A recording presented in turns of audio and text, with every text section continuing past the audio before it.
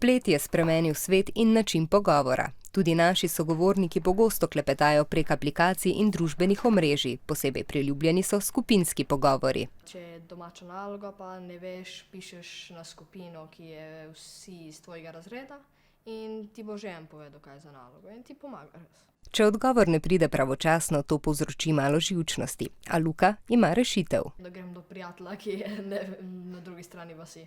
Približno petina mladostnikov, vključenih v raziskavo, se o svojih skrivnostih in občutkih lažje pogovarja na spletu, kot pa iz oči v oči. Je tako že tebi težko in pol, če poveš prek telefona, ti ni toliko.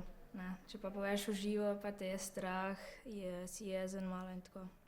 In mogoče meni lažje jim pomagati v živo, ker na spletu potem se razpišem in je to cel paragraf. Je boljše, če poveš pač v živo nekomu, ker ti bo po mojem bolj pomagalo, kot če samo napišeš in čakaš, da ti nekdo odgovori.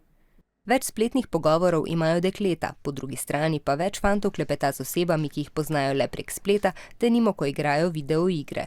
Skoraj vsi so kdaj za nasvet že pogledali na Google. Če, ne vem, s fantom ali kaj takega, pa greš, pač pogooglaš in ponavadi dobiš tisto, kar rabiš. Ni vse lih resnično verjetno in najdem več različnih mnenj. Vesele novice raje poveste v živo, ker se tako z vami veselijo tudi drugi. Prav tako se številni zanesete na nasvete starejših. Če imam težavo, se najrajše pogovorim s starši. Kakšen problem se lahko tudi učitelje pač vprašaš, če ti pomaga, pa tudi socialna služba, ki je na šoli. Potrebno se je učiti tako iz učbenika, kot tudi iz